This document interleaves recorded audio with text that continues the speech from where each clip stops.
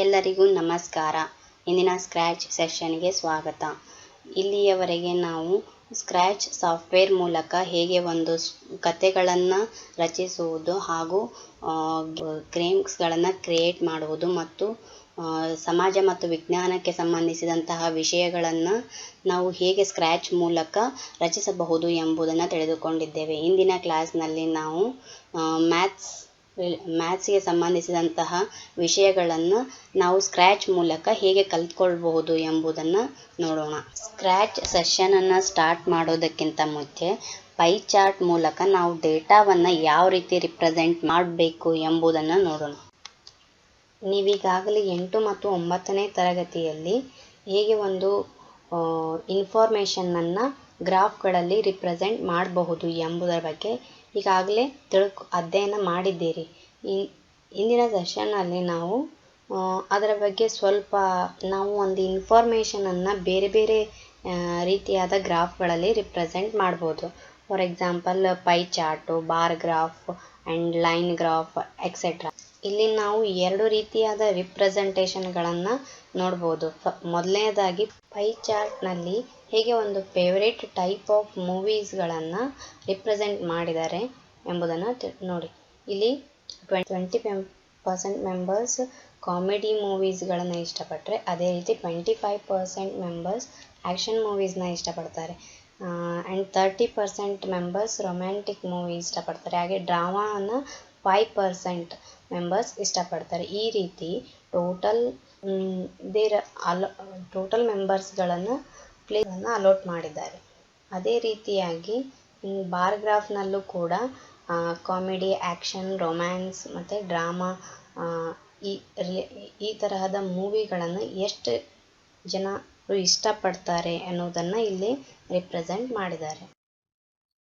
ನಾವೀಗ ಇಲ್ಲಿ ಕೊಟ್ಟಿರುವಂತಹ ಡಾಟಾವನ್ನು ಹೇಗೆ ಪೈ ಚಾರ್ಟ್ನಲ್ಲಿ ರಿಪ್ರೆಸೆಂಟ್ ಮಾಡುವುದು ಎಂಬುದನ್ನು ಸ್ಕ್ರ್ಯಾಚ್ ಸಾಫ್ಟ್ವೇರ್ ಮೂಲಕ ತಿಳಿದುಕೊಳ್ಳೋಣ.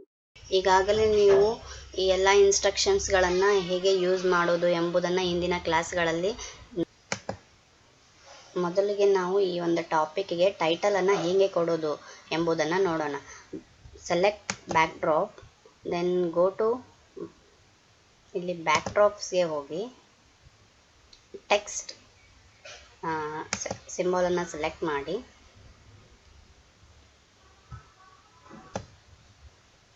ಇಲ್ಲಿ ಟೈಟಲನ್ನು ಕೊಡೋದು. ಈ ರೀತಿಯಾಗಿ ಟೈಟಲನ್ನು ಕೊಟ್ಬಿಟ್ಟು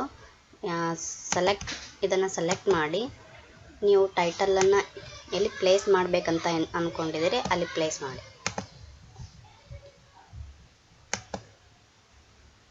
ಈಗ ಸ್ಕ್ರಿಪ್ಟ್ಸ್ಗೆ ಹೋಗಿ ಇವೆಂಟ್ಸಲ್ಲಿ ವೆನ್ ಫ್ಲಾಗ್ ಕ್ಲಿಕ್ಡನ್ನು ತೊಗೊಳ್ತೀವಿ. ಇದು ಎದಕ್ಕೆ ತೊಗೊಳ್ತೀವಿ ಅಂದರೆ ಇಲ್ಲಿ ನಾವು ಏನೆಲ್ಲ ಇನ್ಸ್ಟ್ರಕ್ಷನ್ಸ್ನ ಆ್ಯಡ್ ಮಾಡ್ತೀವಿ ಅದು ರನ್ ಆಗಬೇಕು ಅಂತ ವೆನ್ ಫ್ಲಾಗ್ ಕ್ಲಿಕ್ಡ್ ಆಪ್ಷನ್.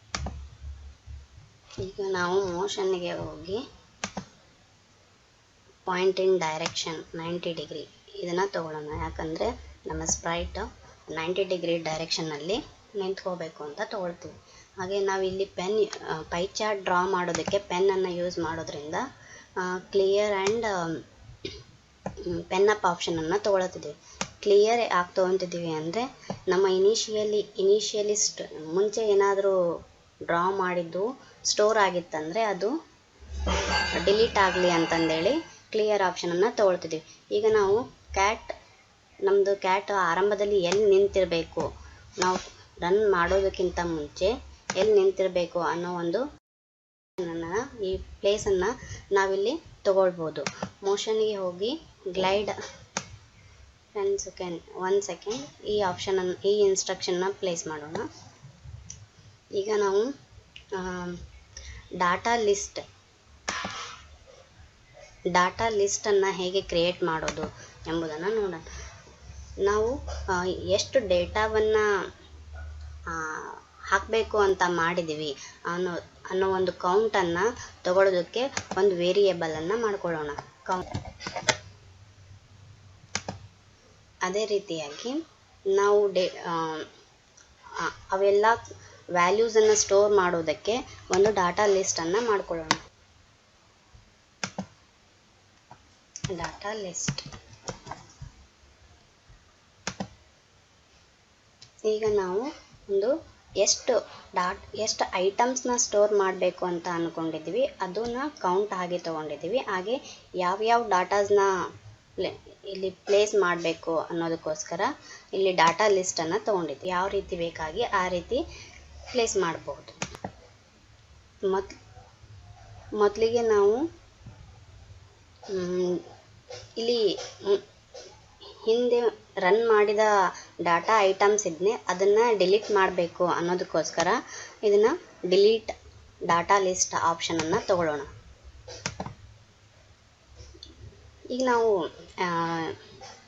ಎಷ್ಟು ಡಾಟಾಗಳನ್ನು ಎಂಟರ್ ಮಾಡಬೇಕು ಅನ್ನೋದಕ್ಕೋಸ್ಕರ ಒಂದು ಸೆನ್ಸಿಂಗಲ್ಲಿ ಹೋಗಿ ಆಸ್ಕ್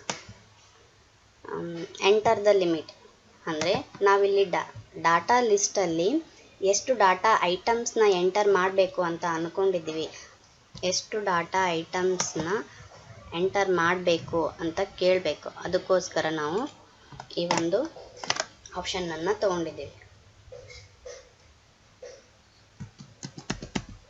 ಕೌಂಟ್. ಅದೇ ರೀತಿಯಾಗಿ ನಾವು ಈಗ ಕೌಂಟ್ ಎಷ್ಟು ಕೊಟ್ಟಿರ್ತೀವಿ ಅಷ್ಟು ನಾವು ಡೇಟಾ ವ್ಯಾಲ್ಯೂಸ್ನ ಎಂಟರ್ ಮಾಡಬೇಕು. ಅದಕ್ಕೋಸ್ಕರ ನಾವು ಎಂಟರ್ ಡಾಟಾ ವ್ಯಾಲ್ಯೂಸ್ ಅಂತ ಇನ್ನೊಂದು ಆಪ್ಷನನ್ನು ತಗೊಳ್ಳೋಣ. ನಾವೀಗ ಇಲ್ಲಿ ಎಷ್ಟು ಕೌಂಟ್ ಕೊಡ್ತೀವಿ ಅಷ್ಟು ಟೈಮ್ ಇದು ಡಾಟಾ ವ್ಯಾಲ್ಯೂಸ್ನ ಆ್ಯಡ್ ಮಾಡ್ಕೊತ ಹೋಗಬೇಕು. ಅದಕ್ಕೋಸ್ಕರ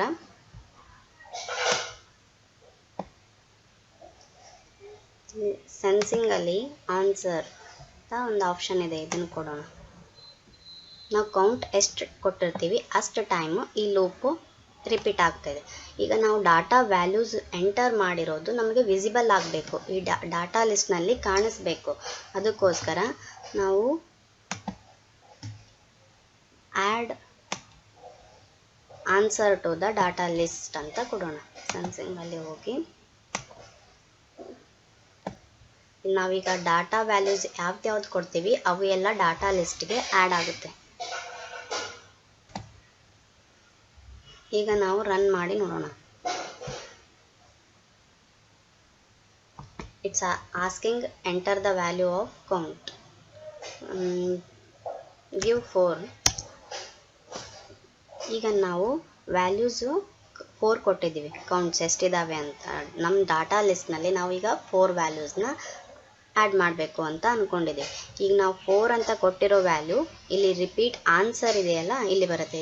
ಈಗ ಈ ಲೂಪು 4 ಟೈಮ್ಸ್ ರಿಪೀಟ್ ಆಗುತ್ತೆ. ಇದು ಎಂಟರ್ ಡಾಟಾ ಲಿಸ್ಟ್ ವ್ಯಾಲ್ಯೂ ಅಂತ 4 ಟೈಮ್ಸ್ ಕೇಳುತ್ತೆ. 4 ಡಾಟಾ ವ್ಯಾಲ್ಯೂಸ್ನ ನಾವೀಗ ಕೊಡೋಣ. 49. ನೀವಿಲ್ಲಿ ನೋಡ್ಬೋದು ನಾವು ಫಸ್ಟ್ನೇ ಡೇಟಾ ಐಟಮ್ಸ್ನ ಇಲ್ಲಿ ಕೊಟ್ಟಿರೋದನ್ನ. ಅದೇ ರೀತಿ ನೀವು 4 ನ್ಯೂಮರಿಕಲ್ ಡಾಟಾಸ್ನ ಕೊಡೋದು.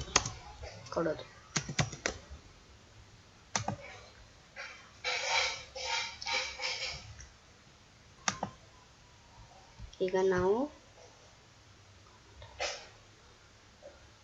ಕೌಂಟರನ್ನು 0 ಮಾಡ್ಕೊಳ್ಳೋಣ. ಸೆಟ್ ದ ಕೌಂಟರನ್ನು 0 ಮಾಡ್ಕೊಳ್ಳೋಣ. ನೆಕ್ಸ್ಟು ನಮ್ಮ ಸ್ಪ್ರೈಟು ಪೈ ಚಾರ್ಟ್ನ ಎಲ್ಲಿಂದ ಸ್ಟಾರ್ಟ್ ಮಾಡಬೇಕು, ಡ್ರಾ ಮಾಡೋದಕ್ಕೆ ಇಲ್ಲಿಂದ ಸ್ಟಾರ್ಟ್ ಮಾಡಬೇಕು ಅನ್ನೋದಕ್ಕೋಸ್ಕರ ನಾವು ಆ ಪೊಸಿಷನನ್ನು ತಗೊಳ್ಳೋಣ.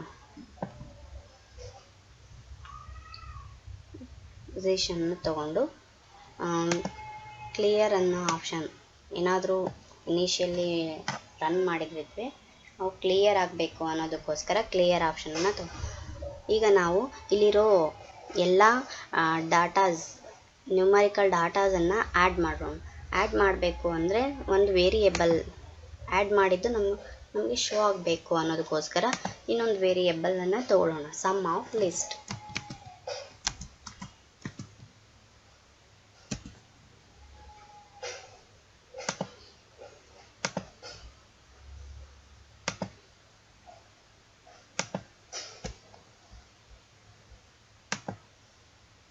ಪ್ರಾರಂಭದಲ್ಲಿ ನಾವು ಈ ಲಿಸ್ಟನ್ನು 0 ಮಾಡಿಕೊಳ್ಳೋಣ.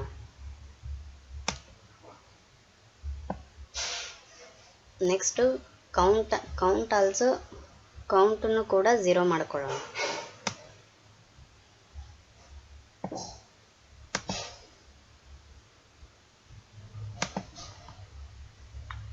ನಾವೀಗ ಇಲ್ಲಿ ಎಷ್ಟು ಡೇಟಾ ಐಟಮ್ಸ್ನ ಆ್ಯಡ್ ಮಾಡಿರ್ತೀವಿ ಅದು ಫುಲ್ ಕೌಂಟ್ ಆಗಿ ಇಲ್ಲಿ ಸಮ್ ಆಫ್ ಲಿಸ್ಟ್ಗೆ ಆ್ಯಡ್ ಆಗಬೇಕು. ಅದಕ್ಕೋಸ್ಕರ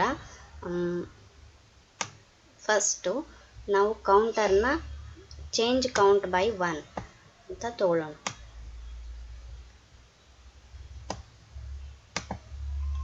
ಇದು ಚೇಂಜ್ ಕೌಂಟ್ ಬೈ 1 ಅಂತ ತಗೊಂಡ್ರೆ ನಮ್ಮದು ಕೌಂಟರು ಈ ಡಾಟಾ ಲಿಸ್ಟಲ್ಲಿರೋ ಫಸ್ಟ್ ಡಾಟಾ ಐಟಮ್ಸ್ನ ಪಾಯಿಂಟ್ ಮಾಡ್ತಿರುತ್ತೆ. ಹಾಗೆ change sum of list by ಇಲ್ಲಿ ಎಷ್ಟು ಡೇಟಾ ಐಟಮ್ಸ್ ಇರ್ತಾವೋ ಅವು ಎಲ್ಲನೂ ಆ್ಯಡ್ ಆಗಬೇಕು. ಅದಕ್ಕೋಸ್ಕರ ಏನು ಮಾಡೋದು,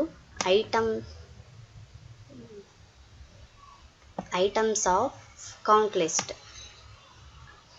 ಎಷ್ಟು ಕೌಂಟ್ಸ್ ಇರ್ತಾವಲ್ಲ ಎಲ್ಲ ಕೌಂಟ್ಸ್ನು ಆ್ಯಡ್ ಆಗಬೇಕು ಅನ್ನೋದಕ್ಕೋಸ್ಕರ ಇದನ್ನು ಎಷ್ಟು ಟೈಮ್ ರಿಪೀಟ್ ಮಾಡಬೇಕು, ನಮ್ಮ ಡಾಟಾ ಲಿಸ್ಟಲ್ಲಿ ನಮ್ಮದು ಡಾಟಾದ ಲೆಂತ್ ಎಷ್ಟಿರುತ್ತೆ, ಡಾಟಾ ಲಿಸ್ಟ್ ಲೆಂತ್ ಎಷ್ಟಿರುತ್ತೆ ಅಷ್ಟು ಟೈಮು ಈ ಲೂಪು ರಿಪೀಟ್ ಆಗಬೇಕು.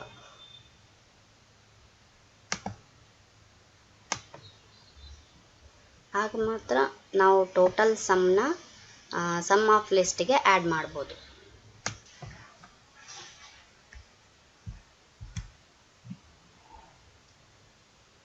ನಾವು ಪೈ ಚಾರ್ಟ್ ಡ್ರಾ ಮಾಡೋದಕ್ಕೆ ಅದು ಕಾಣಿಸ್ಬೇಕು ಅನ್ನೋದಕ್ಕೋಸ್ಕರ ಒಂದು ಪೆನ್ ಕಲರನ್ನು ತಗೊಳ್ಳೋಣ. ಪೈ ಚಾರ್ಟ್ ಡ್ರಾ ಮಾಡೋದಕ್ಕೆ ಪೆನ್ ಅವಶ್ಯಕತೆ ಇರೋದರಿಂದ ನಾವು ಪೆನ್ ಡೌನ್ ಮತ್ತು ಒಂದು ಕಲರನ್ನು ಸೆಟ್ ಮಾಡಿಕೊಂಡು ನೆಕ್ಸ್ಟು ನಾವು ಪೈ ಚಾರ್ಟ್ ಮಾಡಬೇಕು ಅಂದರೆ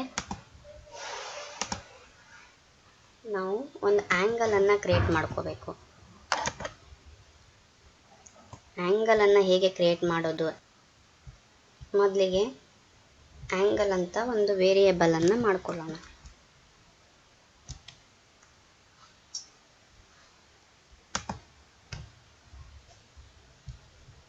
ಈ ವೇರಿಯೇಬಲ್ನ ಮಾಡಿಕೊಂಡು ನಾವು ಆ್ಯಂಗಲ್ ಕ್ರಿಯೇಟ್ ಮಾಡೋದಕ್ಕೆ ನಾವು ಆ್ಯಂಗಲನ್ನು ಹೆಂಗೆ ಸೆಟ್ ಮಾಡೋದು ಅನ್ನೋದನ್ನು ನೋಡೋಣ. ಆ್ಯಂಗಲ್ ಸೆಟ್ ಮಾಡಬೇಕು ಅಂದರೆ ನಮ್ಮದು ಟೋಟಲ್ ಪೈ ಚಾರ್ಟ್ ಬಂದು 360 ಡಿಗ್ರಿ ಇರುತ್ತೆ. ಆ 360 ಡಿಗ್ರಿಯಲ್ಲಿ ನಾವು ಸಮ್ ಆಫ್ ಲಿಸ್ಟನ್ನ ಡಿವೈಡ್ ಮಾಡಿದರೆ ನಮಗೆ ಆ್ಯಂಗಲ್ ಸಿಗುತ್ತೆ. ಸೊ ಗೋ ಟು ಆಪ್ರೇಟರ್ಸಲ್ಲಿ ಹೋಗಿ ಡಿವೈಡರ್ ಆಪ್ರೇಷನ್ನ ತಗೊಂಡು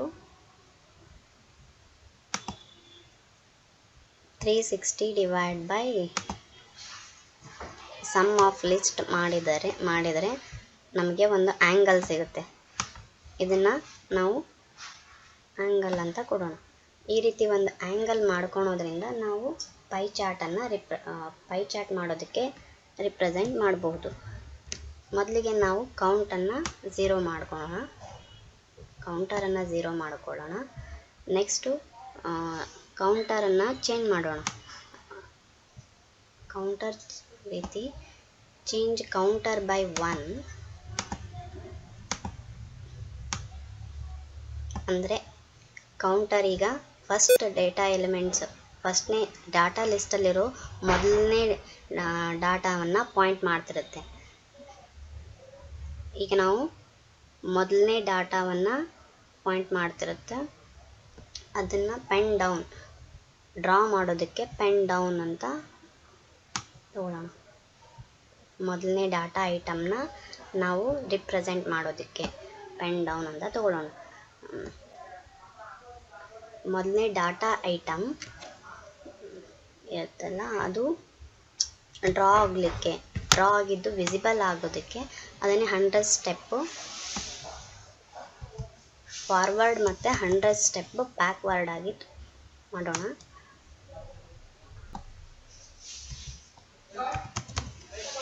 ನೆಕ್ಸ್ಟ್ ಒಂದು ಆ್ಯಂಗಲ್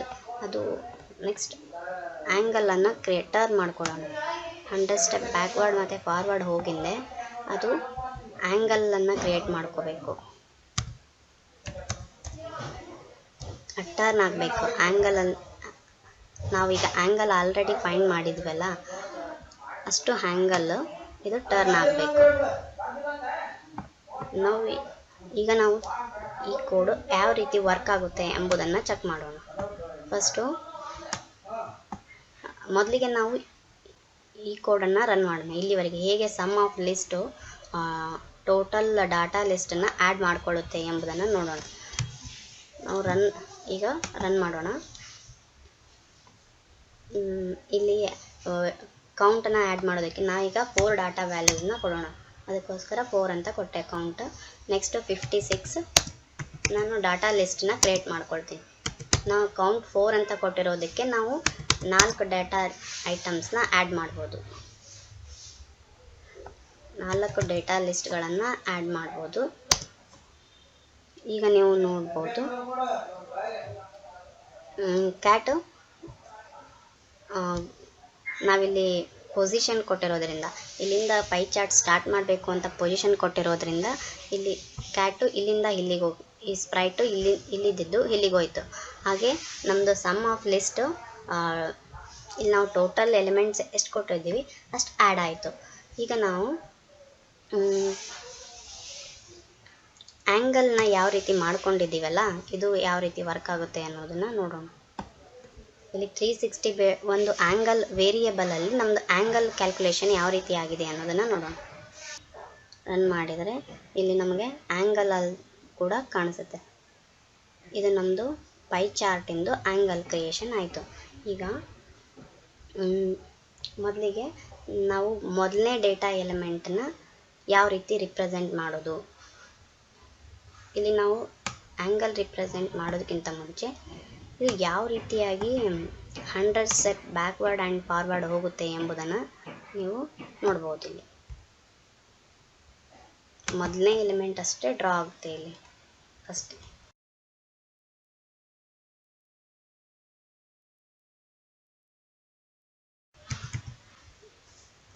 ಫೈವ್ ಎಲಿಮೆಂಟ್ಸ್ನ ಕೊಡೋಣ ನಾವೀಗ.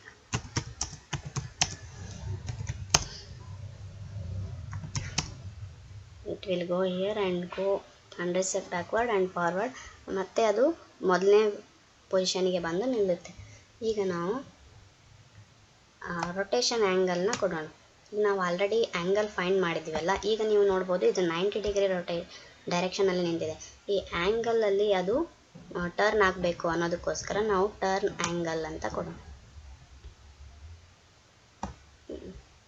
ಈಗ ರನ್ ಮಾಡಿ ನೋಡೋಣ.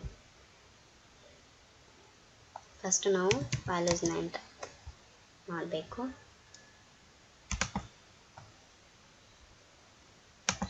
ಎಷ್ಟು ಕೌಂಟ್ಸ್ನ ನಾವು 4 ಡಾಟಾ ವ್ಯಾಲ್ಯೂಸ್ನ ಎಂಟರ್ ಮಾಡೋಣ. It will go and right and turn it an angle 90 degree. ಮೊದಲಿಗೆ ಇದು ಸ್ಟ್ರೇಟ್ ಆಗಿತ್ತು. ಈಗ ಇದು ನಿಮಗೆ ವಿಸಿಬಲ್ ಆಗಬೇಕು ಅಂದರೆ ಇದನ್ನು ಚಿಕ್ಕದಾಗಿ ಮಾಡ್ಕೊಳ್ಳೋಣ. ಶ್ರಿಂಕ್ ಅಂತ ಮಾಡಿಕೊಂಡು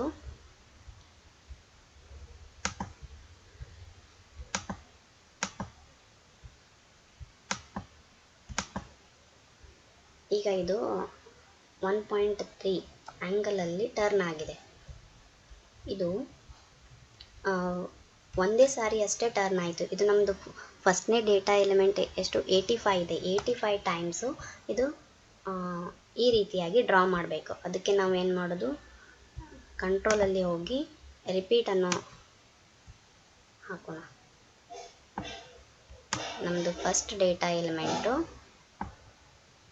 ಒಂದನೇದ್ದು ಡೇಟಾ ಎಲಿಮೆಂಟು ಇಷ್ಟು ಟೈಮ್ಸಲ್ಲಿ ಈ ರೀತಿಯಾಗಿ ರಿಪೀಟ್ ಆಗಬೇಕು.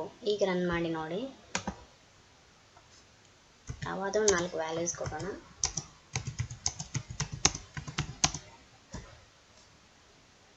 ಇದು ರನ್ ಆಯಿತು.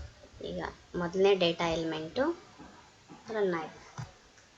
ನಾವು ಈ ಫ್ಲೋನ ರಿಪೀಟ್ ಅಂತ ಕೊಡೋಣ. ಇನ್ನೊಂದು ಸಾರಿ ಲೆಂತ್ ಆಫ್ ಡಾಟಾ ಟೈಮ್ಸ್ನ ಇದು ರಿಪೀಟ್ ಮಾಡೋಣ. ನಾವೀಗ ಈ ಟೋಟಲ್ ಕೋಡನ್ನು ರನ್ ಮಾಡಿ ನೋಡೋಣ. Enter the limit. ನಾವಿಲ್ಲಿ ಎಷ್ಟು ಡೇಟಾಗಳನ್ನು ಲಿಸ್ಟ್ ಮಾಡಬೇಕು ಅಂದ್ಕೊಂಡಿದ್ದೀವಿ ಅನ್ನೋ ಕೌಂಟನ್ನು ಕೊಡೋಣ. 4 ಡೇಟಾಸನ್ನ ಎಂಟರ್ ಮಾಡೋಣ. 56, 85, 12 ಆ್ಯಂಡ್ 74. ಇವೆಲ್ಲ ನಮ್ಮ ಡೇಟಾ ಲಿಸ್ಟು. ಇಲ್ಲಿ ನೀವು ನೋಡ್ಬೋದು ಹೇಗೆ ಒಂದು ಸ್ಪ್ರೈಟು ನಮ್ಮ ಆ್ಯಂಗಲಲ್ಲಿ ಟರ್ನ್ ಆಗ್ತಿದೆ, ಹಾಗೆ ಇದು ಇಲ್ಲಿ ಕೊಟ್ಟಿರೋ ಡೇಟಾಸ್ಗಳನ್ನು ರಿಪ್ರೆಸೆಂಟ್ ಮಾಡ್ತಿದೆ. ಈ ರೀತಿಯಾಗಿ ನಾವು ಒಂದು ಡಾಟಾವನ್ನು ಪೈ ಚಾರ್ಟ್ನಲ್ಲಿ ರಿಪ್ರೆಸೆಂಟ್ ಮಾಡೋದಕ್ಕೆ ಇದು ಒಂದು ಕೋಡು. ನೀವು ಬೇರೆ ಬೇರೆ ಥರನಾದ ಇದೇ ರೀತಿಯಾಗಿ ಬೇರೆ ಬೇರೆ ರಿಪ್ರೆಸೆಂಟೇಷನ್ಗಳನ್ನು using bar chart, line graph try ಮಾಡಿ ನೋಡಿ.